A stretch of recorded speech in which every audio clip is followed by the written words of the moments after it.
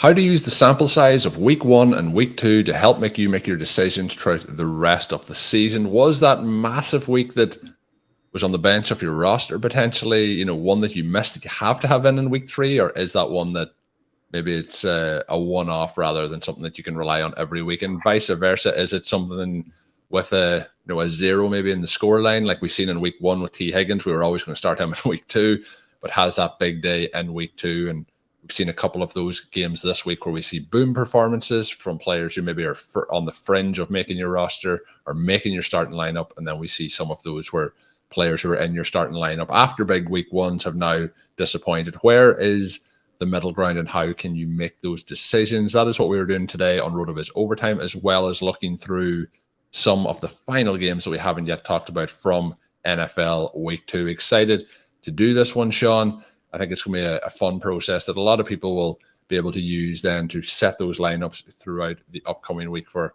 NFL Week 3. So as we kick things off, Shawn, how are you feeling as we kind of get into that post Week 2 glow as we head towards NFL Week 3? Yeah, this was such a fun week that I think it creates, again, kind of that warm glow of it. Does week 3 outdo it? I mean, why not? Why not, right? I mean, we're going to get further adjustments from both sides, offenses and defenses going forward. As we think through how you want to play week 3 and how you want to make moves in redraft and dynasty separately, it's fun to dive in after such an exciting week. Whereas, if we had gotten a repeat of week 1 where there's not a lot of scoring, there aren't big plays, you're like, yeah, I mean, you can dive into the usage, and basically what we're going to find is that the starters are the people you want to play, and it's going to be boring. To have that not be the case is just so much fun. And one of the games here, Colm, that we wanted to start with, and one of the players, the score that I see on my benches on basically every league, because I do have him in basically every league, is the 20 points from Marvin Mims.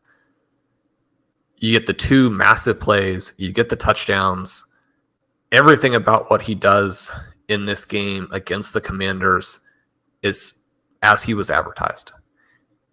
What the Denver Broncos said when they drafted him, what we were able to say on the podcast, obviously the RotoViz rookie guide really loved him. And then Colm, you and I had a bunch of great analysts on the show during prospect season, and we asked all of them, like, what are we missing here? Why is Marvin Mims not ranked higher? And all of them said, I mean, look, Marvin Mims is good. Right. So we have this element here, and yet the Broncos then decide not to use him from that point. And from that point, they get absolutely crushed by the Commanders. So the number one thing that you are it's not just that they didn't use him from that point. They used him. They let him run 6 routes. And when you look at this, they didn't use him at most points. They used him at 1 point. Right. And when you consider that, Russell Wilson throws 32 times, he does get over 300 yards with the Hail Mary at the end. You have a situation where Brandon Johnson has 3 total targets, but because he does catch a couple of big plays, including the Hail Mary, he ends up with 2 touchdowns. He's obviously a guy that we're not going to be chasing on waivers. Obviously, listeners to OT are not, prioritizing him by any stretch. But you do have this game where Cortland Sutton gets the 7 targets and doesn't do a ton with it. Jerry Jeudy gets the 5 targets, does almost nothing with it. You like to see Jeudy as involved as he was from a snap and route perspective. Yeah, that's the positive.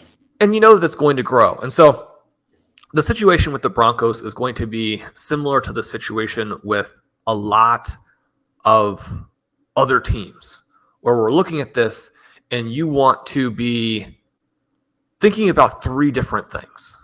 You're going to be thinking about the profile that the player has coming in and really taking a big picture view of that. because the guys who are the big talents are going to be the ones that, as the season progresses, are going to take share away from the other players. Number two, you're looking at where we are now with them, because that is going to matter for how we set our lineups in week 3, week 4.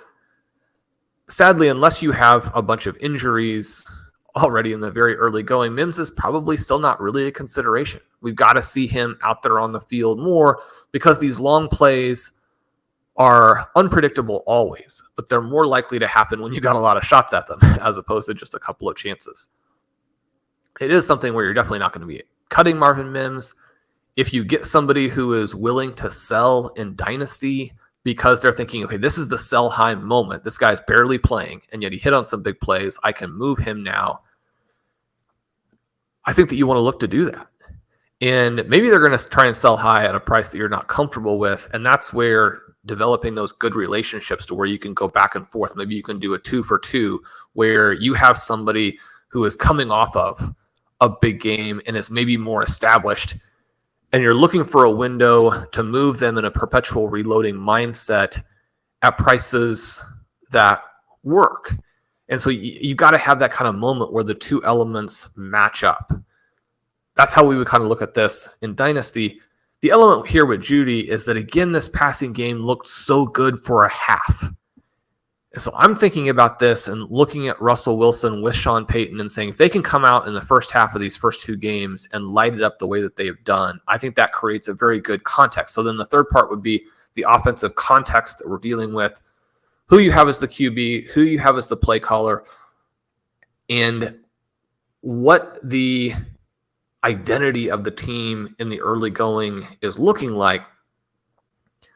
This team looks like a team that is going to be able to throw the ball successfully, to push the ball down the field, to light up the scoreboard as we get going.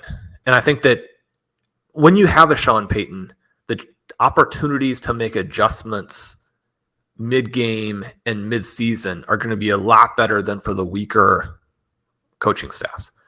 So from that perspective, I think that you can look for further production from Mims, certainly from Javonte Williams. You can look at Jerry Jeudy as being an ascending guy. Anybody who is out there in a league where opposing managers are really frustrated by this 3 for 25 from Jeudy, I think you want to go out and make the acquisition there. It's probably a pretty decent time to sell on a Courtland Sutton if you're going to get a price that reflects where he was drafted and that the volume has been decent for him for the first couple of games. Certainly, if he had been able to add a touchdown in this game, it would be a great sell opportunity. For me, Colm, one of the things that I'm hoping, and we almost saw a little bit of this in week 2, but more concentration in terms of the targets. We don't get a lot to the tight ends in this game. Part of that is that Dulcich is out. Obviously, Troutman only draws the 1 target. I think that we're going to see the Broncos play through their starters and play through their stars more as the season develops. I think this is a passing game that, and if you're looking at this and saying, okay, well, they lost to the Raiders aren't probably very good. They lost to the Commanders might still not be very good. As soon as the opposing defense made some adjustments, they completely collapsed in both games. Those are all negatives. I'm looking at this as a situation to buy. Yeah, I think that you mentioned there, they've done it kind of in the first half of both games, and I do think there's an adjustment period here, but I think with Payton and Wilson, they have been able to dial up some very good plays in those early portions, and I think if they can put it all together for a full contest, obviously Wilson does, add 50 yards and a touchdown with that Hail Mary, which kind of pads out the numbers, but he also had 56 yards rushing on 6 attempts on the ground. So I thought overall what we've seen through 2 weeks from the Broncos is a positive based on where we were last season. I guess that might not be very hard, but it is positive. On the other side, Shawn, we have to mention just briefly, Sam Howell continues to look like we hoped. Maybe even at times slightly better than we anticipated through 2 weeks, but he has 2 touchdowns passing here. He, the touchdown to Terry McLaurin is one of the nicest, passes, catches, touchdown combination I think that you're probably going to see all season. Not the most, over the top, but it was absolutely fantastic. And then Brian Robinson Obviously, we talked about him last season. Obviously, as the shooting incident comes back, maybe isn't 100%.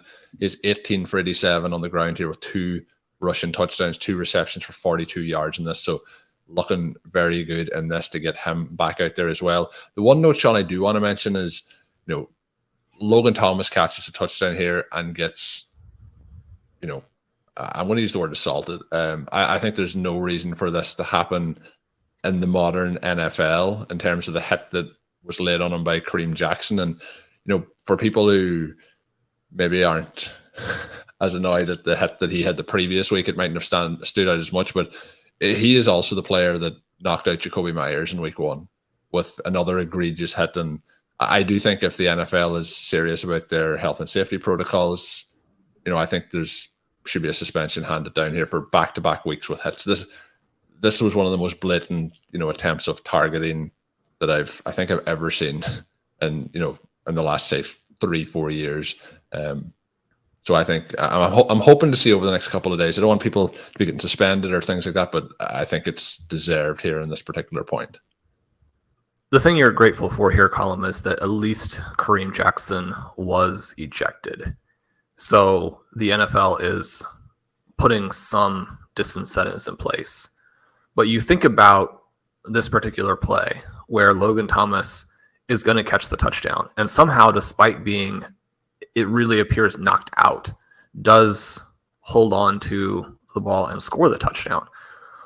But you can tell that in certain situations, the defensive backs are still thinking that if I can stop a touchdown here and you get a personal foul, you get half the distance to the goal, then they still have to score, which is still difficult. And it could change and allow us to win this game. I'm willing to take that risk.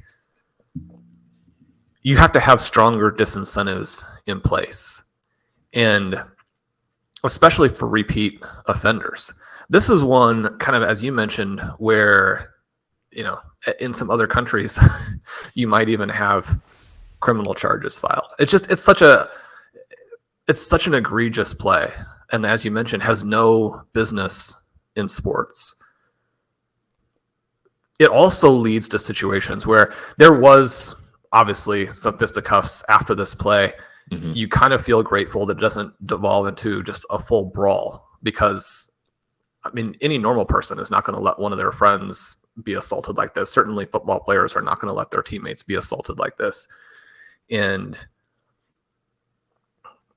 this is a Vontaze Burfict type of situation. I was trying to think of the name and I couldn't pop it in. When I was saying about it was the worst. I was going to say it's the worst since Vontaze Burfict was on the NFL field, I think. Yeah, and you still have people who we can't forgive everything that Antonio Brown has done since, saying that it's because of these brutal hits, but everything that we know about the science of it leads you to believe that that's probably a complicating factor. You're talking about ruining people's lives with this type of play. And again, it's flagrantly illegal. It's not like you accidentally made a mistake and hit somebody in the wrong way and then it led to a concussion, right? This is just, it's so far beyond the pale. It's almost impossible even to fathom that this kind of thing is going on. The first thing that I saw when I watched this hit, or the thought when I watched this hit, was that it was so similar to the one that rearranged Anquan Boldin's face all of those years ago. You could destroy the person's facial bone structure. And this type of thing, not only is it so bad in the moment, but it leads to the blowback and the counterattacks. This is where you get that vicious hit from Juju Smith-Schuster, where he blindsides Burfict. And people are going to be going after Kareem Jackson because when you're that dirty, people don't want you on the field. Mm-hmm. And so, I think the thing to do for the Broncos will be to release him. You can't. It's a very upsetting thing to see in 2023 when so many of us are already kind of on the edge in terms of feeling comfortable with this sport that we love because it does so much damage to people. I would agree with that. So I think that's enough about trying to change the laws of the NFL, but we'll move on. But we'll see what happens over the course of the rest of the week, I guess. But Moving in, Shawn, to another one of kind of the areas of what to do moving forward with certain players. And I think an interesting one of these is with the LA Chargers. They faced off with the Titans. They lose, field goal in overtime. We had a couple of games extended this weekend to overtime. We never do enough of this, Shawn. We should have like some sort of like sounder or some sort of buzzer when a game goes to overtime. That should be a real celebration here for the brand. But we got a couple of OT games this week. The Titans do edge it out there now, 1-1. The Chargers 0-2. A couple of teams that, throughout this 2-week spell that you would have been thinking maybe they're going to be 1-1 or even 2-0, and now they're dropping to 0-2. So we'll see what happens. They obviously didn't have Austin Eckler this week, didn't travel with the team. Joshua Kelly didn't do much, nothing really done on the ground. They had 21 combined team attempts on the ground for 61 yards. So that's not getting a lot done. I thought Herbert looked okay in this game. There's something just about Justin Herbert at the moment that it doesn't really get me all that excited. But when you're, struggling to outpace Ryan Tannehill with the trajectory that people were putting on Herbert in terms of, draft capital and so on this season, I think there's still a lot to be done. But he does have 305 and 2 touchdowns through the air. Keenan Allen, though, Shawn, you were talking about him quite a bit in the offseason and the draft process and how he seemed severely undervalued, but he had 10 targets here. He's always been a target hog, but 8 for 111 and 2 touchdowns. He looked really good here, but we get 13 targets going the way of Mike Williams, 8 receptions, 83 yards, which is a pretty big day for him. So the combination I was talking about here is what we're expecting kind of rest of season and how to balance that out for starting lineups and rosters. So we have Allen, we have Williams, and then we have Quinten Johnson, who we expect to grow into this offense as the season progresses and have a successful finish to the season. But just the 2 targets going his way, Shawn, 1 reception for 7 yards. And obviously that's going to mix things up, and we'll dive more into it in a moment. But just the 9 routes run by him. We have Josh Palmer, for example. He runs 28 routes in this particular contest, 3 receptions, 13 yards for him on 5 targets. On the other side, though, one that was quite interesting was Treylon Burkes, who midway through the second quarter has a huge reception, gets 70 yards on it, goes for 76 yards in total on 3 receptions, but only the 4 targets for him. And really from that catch almost onwards, not really involved in the game plan, although he was out there for the snaps on the field. We get DeAndre Hopkins in this one, who was banged up, 5 targets, 4 receptions for 40 yards. And then Nick Westbrook-Ikine, 3 for 3 for 25 and 1. So we get a kind of mixed bag, really spread around in the offense. Nobody really leading the way in targets. Hopkins does lead the way with 5. We have 3 others on 4, including Derrick Henry, who just I wish could continue to get used a little bit more in that screen game.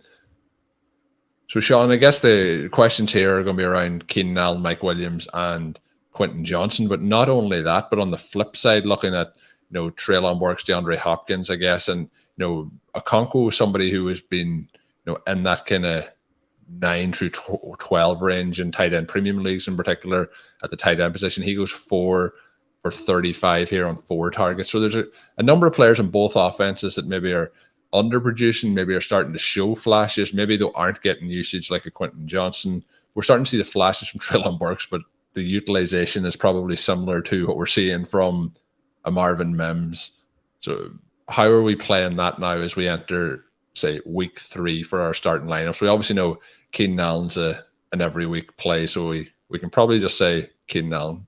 We don't need to talk about him. He's a stud. Yeah, this game was just so rich in terms of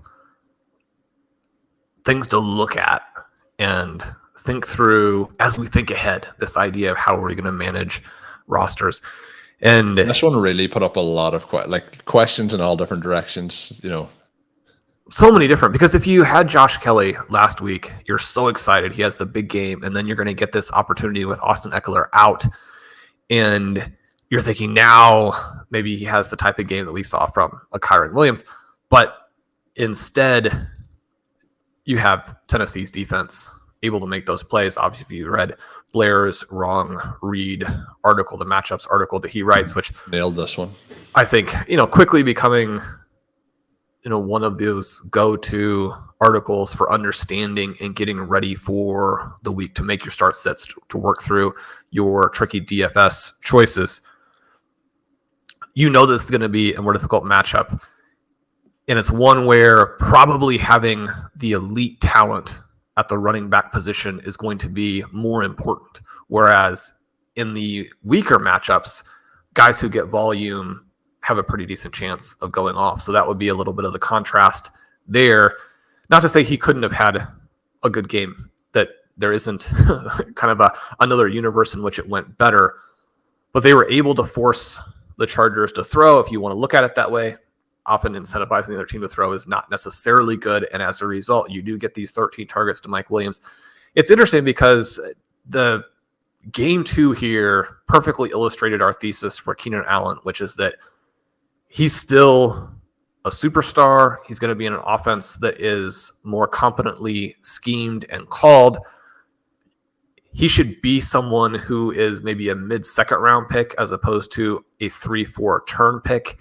Through a couple of weeks, that looks relatively accurate. Still a long way to go. One of the things as you're looking through here is that we have this contrast between Allen and Williams, to where Williams really blows up here with 160 air yards. He has a much higher weighted opportunity rating than Allen in this game. And yet the racers, which are going to be a little bit different when you have one guy with an 8 out of 12, one guy with 8 off under 11. I mean, maybe not as big of a contrast there as many people would actually be expecting, with Allen more of the possession type of receiver. But when you have a racer with Allen over 1 and Mike Williams at 0.52, it does illustrate that you're probably also going to get different efficiency levels from these players, and that certainly if Williams is mostly going to be targeted down the field, it's going to be difficult for him to come down with all of those. Now, in this game, he does do very nicely. I think if you have Mike Williams and you get 8 for 83, you're very happy with that. The question then becomes, are you going to continue to get it? What is Quinten Johnson going to do? Johnson is the perfect example of someone who I think was a very savvy stash in redraft, because you're not looking to play him the first couple of weeks, but what you were looking to get was more of a Marvin Mims type of eruption and less of what we're actually getting for him, which is minimal play and probably not that high quality of play. He does get an end zone target in this. He's arguably interfered with on it. And yet when you go up with one hand and maybe the other arm is being held, well, you have to fight through it to either get the pass interference or get the other hand up there. This isn't a situation where you're just going to be running this play in practice 50 times, and when you make the highlight one-handed catch, then everybody cheers and it's put out on social media and goes viral. In an actual NFL game, you've got to have the other hand there and you've got to make the catch, right? So he doesn't play a ton after that play, in part because I'm sure the coaching staff is also like, where is your other hand? Right? It has got to be up there. You've got to make the play. You've been put in the game specifically because when you have that size and athleticism with the vertical, you are open always. You're always open. But that's only meaningful if you put both hands up. And so we're going to see a lot more from him. These teams are not going to go away from their first round picks quickly in any way, shape, or form. You're going to get a full season at the least to evaluate whether this pick is a bust. In the context of a situation where you have an elite quarterback in Justin Herbert, you've got probably a good play caller, although when you go 0-2 against 2 mediocre teams, some people are still going to obviously not be happy, right? You look at the game log for this game, you think back through, because this is a game that it felt like the Chargers were in command of, but they have a situation where they have an 11-play field goal drive on their second possession. They have a 63-yard field goal drive later. They have a 10-play field goal drive as the game ends in regulation and you send it to overtime. They do have some situations in this game where they go for it on 4th down, convert, and score. Those are important. They also had a situation where they did punt on a 4th down that was a little bit surprising, and yet that one actually worked out for them because they were able to force a quick stop and then score on the next drive. So they're probably not that unhappy with that particular decision, but also a lot of punts in this game, and a lot of punts because the rushing game wasn't there. And so anytime that you add in these rushes that get you absolutely zero value and then you throw an incomplete pass, you're very close already to a situation where you might have to punt. The Tennessee Titans, probably a little bit better team than people are giving them credit for, even though they come into this game on a big losing streak. So when you're the road game, you're losing at the Titans. This isn't some catastrophic loss, but we already in the early going are in a situation where there's pressure on Herbert, there's pressure on Moore, there's pressure on Brandon Staley. People are going to be looking for them to get the first round pick into this game. Obviously, they're going to want Austin Eckler back as soon as they can. I think that we're going to see more Quinten Johnson, but you also have to, again, be willing to update how you're looking at these players. And certainly, it's not been a good start for Johnson. You can't just ignore that. Now, we're not going to sell low or any of those types of things, but we do want to see progress for him. This is not a good start. Yeah, it definitely isn't. And this could, 0-2 now, this could get pretty ugly pretty quick because it has been a team that has underachieved over the last couple of seasons. Obviously, when you get a situation when Herbert comes in, everything is looking positive with a young quarterback, but there comes a time when you have to start to achieve and make the playoffs and get those results. And with Keenan Allen, for example, aging, Mike Williams is aging, so kind of getting into the point where 0-3, 0-4 starts are not going to make things easy. Shawn, we are going to finish up on the Kansas City Chiefs and the Jacksonville Jaguars. This was a kind of a strange game, 17-19, but we, in that we still get 305 passing yards from Mahomes, 2 touchdowns, 1 interception, 29 of 41 for him. Pacheco, 12 on the ground, 12 carries, 70 yards rushing. He leads the way quite considerably.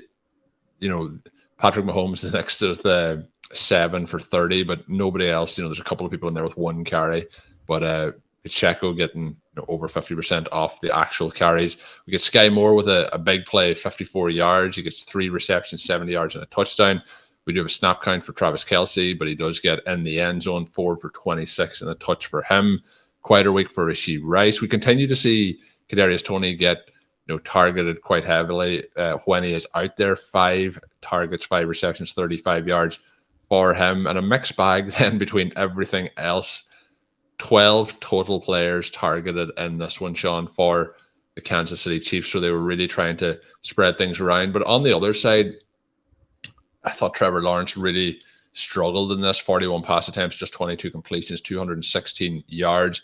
Etienne has 12 rush attempts. They kind of obviously got away from the rush game a little bit in this. And they didn't really have to because it was never completely out of reach, but they were struggling throughout this one. Etienne, 12 for 40 on the ground.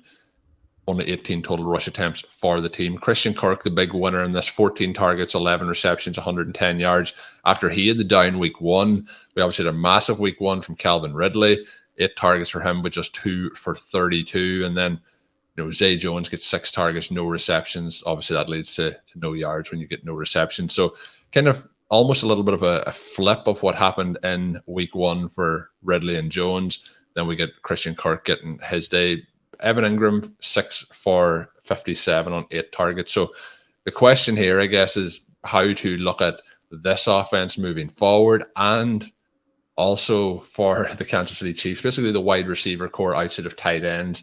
Is it going to be a case that it's going to be very hard to have full confidence week to week who leads the way? And the one other note just to mention is Tanks Bigsby had no targets or no rush attempts in this particular one.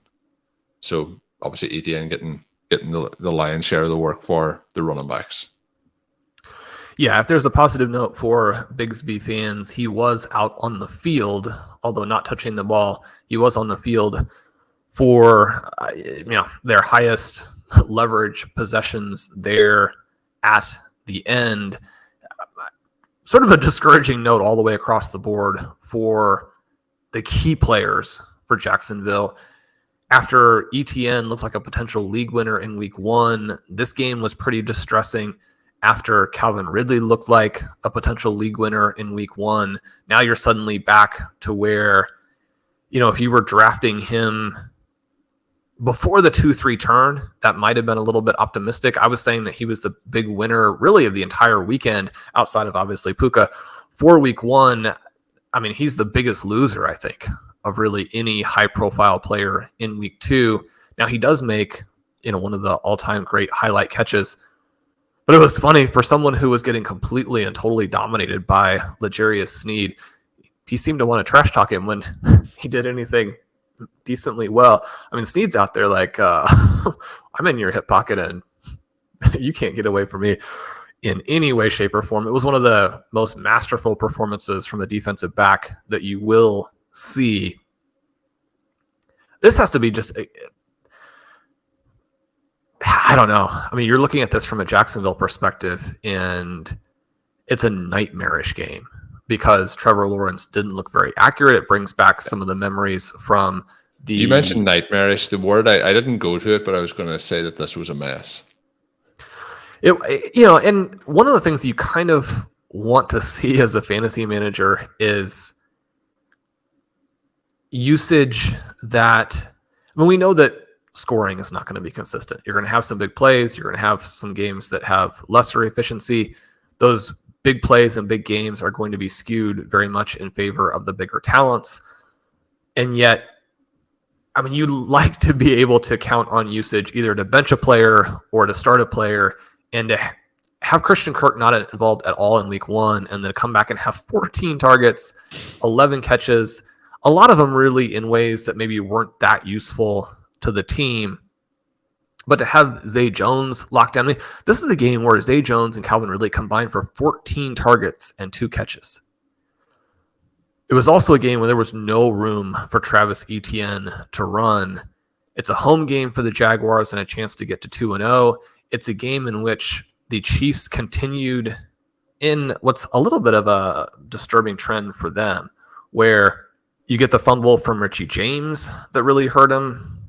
I mean, James was someone who didn't have a good game here at all. The Chiefs over and over gave the Jaguars chances in this one and failed to pull away, even in a game in which Patrick Mahomes played very well, in which their defense played very well. I can't be completely unbiased in any way, shape, or form about the Chiefs sort of from a full team perspective, as obviously a big fan. And yet I'm looking at this game, and even though you have the home loss to the Lions to start, you have a victory against the Jaguars that is not an overly dominant victory from a score perspective. This is a game where you go on the road to Jacksonville and really utterly dominate the Jaguars. I think when we look back at the end of the season, this might be a statement win for Kansas City, in that now we're starting to see the Chiefs and a Chiefs team with Chris Jones as maybe a bad matchup for an opposing offense, which isn't what you want. I mean, this was a game with high implied totals. You'd love to see Chiefs games as pure shootouts. Certainly if you have a Sky Moore, if you have a Kadarius Toney, if you have an Isaiah Pacheco, you want to see shootouts because you want the Chiefs to need to continue to score. If the Chiefs can play as well as they did on defense here, and they're a top 5 defense in the NFL, which is what they looked like on Sunday, I mean, that's a little bit of a bad news for fantasy. It's certainly a bad news for the rest of the teams around the NFL, because one of the things that low-key came out of this is that the Chiefs were able to get some value out of Isaiah Pacheco, which they haven't in the past. They were able to get value out of Sky Moore, who, I mean, this was easily his best game, right? Even though he's still not that involved, only 4 targets, but you get the 70 yards. You have a long play, you have a touchdown, both of those things very positive. They continue to use Justin Watson deep. They got Noah Gray involved in this one. Kadarius Toney doesn't play a lot, but catches all 5 of his targets. Travis Kelce looks very bad, and you know that that's unlikely to continue. So even in a game where he's not really able to do much, they're effective on offense. Rashee Rice, I still think, is the guy who needs to be the guy for Kansas City. He needs to be out there. This was a game where you mentioned all these different players got targets, and yet Justin Ross was not one of them. But Justin Ross was out there on the field a couple times, so never fear him. He does exist. This is a game where, I mean, Kansas City just, again, looked like the defending Super Bowl champions and a team that probably is better in 2023, despite the weird/bad start, than they have been during these last 5 years when they've been the best team in football. Yes, we'll see. Maybe we get the KC Chiefs back there again in the Super Bowl come February, but we'll see how that all plays out. But we're excited for NFL Week 3. We will be back with our Friday edition as we dive into more topics. And we're always looking for feedback on these shows. We've got some great feedback recently. We're always looking for ideas of what people would like to hear on the recap shows, the midweek shows, or the weekend preview / dynasty kind of theme shows. So let us know. You can send them my way on Twitter at Overtime Ireland, or you can email them across at rotovizradio@gmail.com.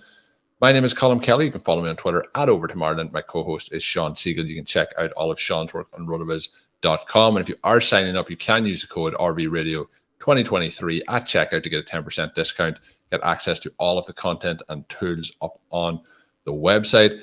And until we are back, have a good one.